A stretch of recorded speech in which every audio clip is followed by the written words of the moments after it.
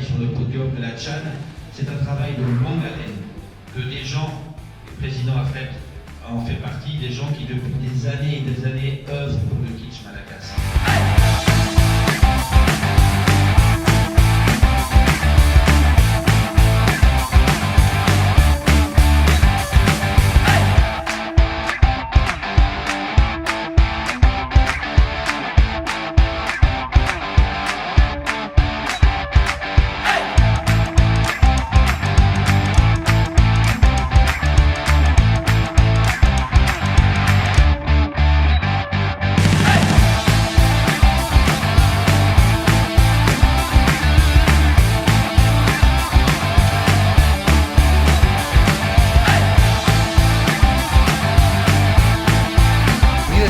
Bela campanha.